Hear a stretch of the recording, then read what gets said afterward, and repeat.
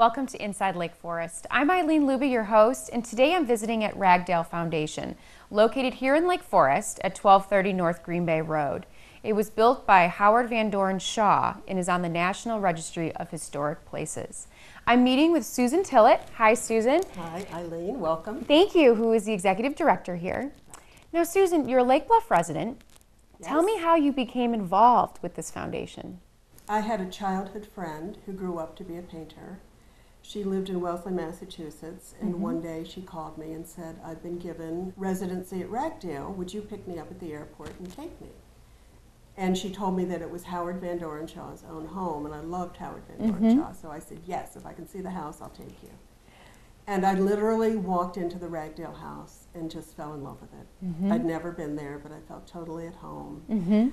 For 5 years, I walked my dog on the prairie, and I kind of hung around the edges. I picked her up every year.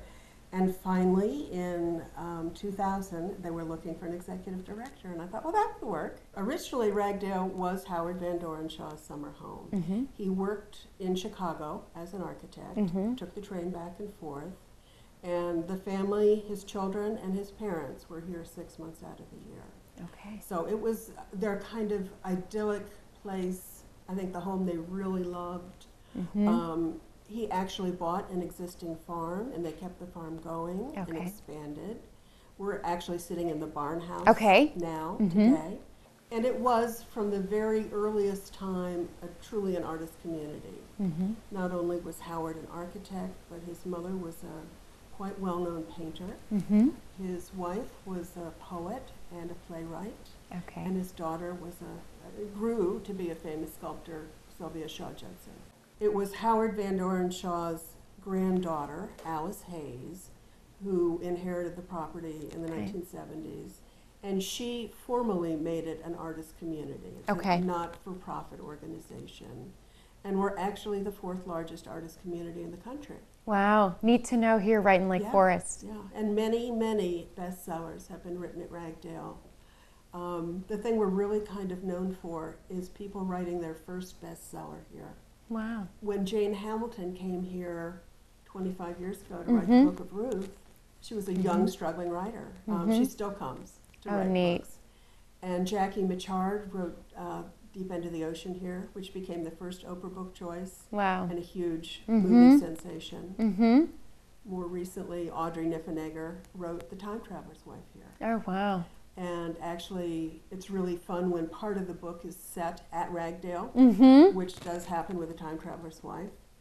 For people who know that book, that is Claire's house. And the meadow behind Ragdale, where Henry comes and goes in his time travel, is the Ragdale Meadow. Oh, neat. Yeah. It's fabulous to have this writer's community that is such an inspiration to these artists in many ways. Now, can you talk to me about how these poets and writers and artists apply to come here? What is the process in which they have to go through? Sure, it's a lot like applying to college. Okay. You submit an online application with a sample of your work and your resume and a project description, what you want to work on. We don't just accept people who are established in their profession.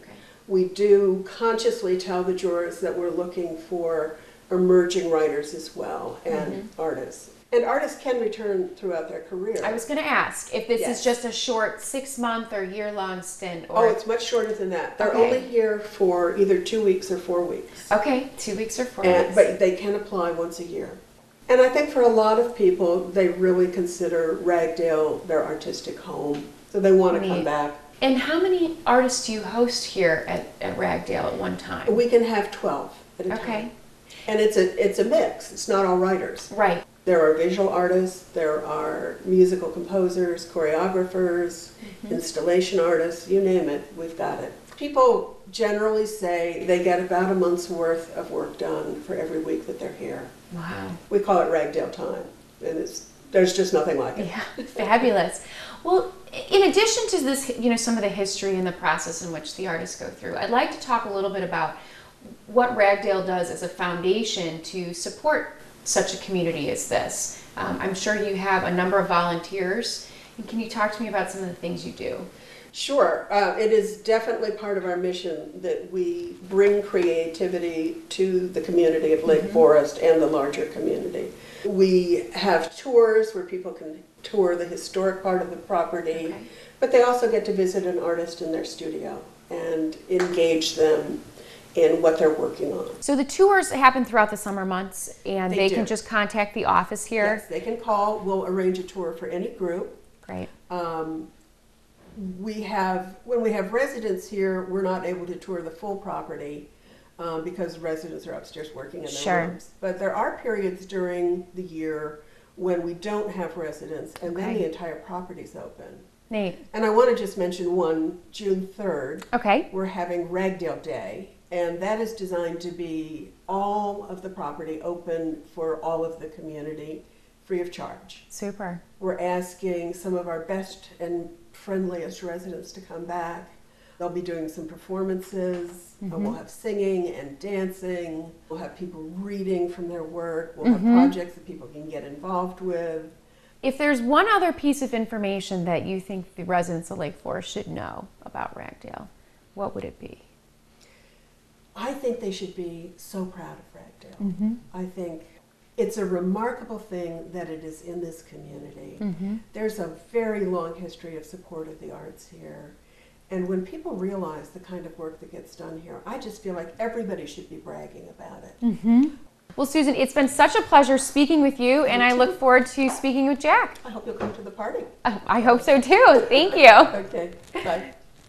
I'm with Jack Danch, who's the Director of Property here at Ragdale. Hi, Jack. How are you? Great. Nice to meet you. Thank you. You as well.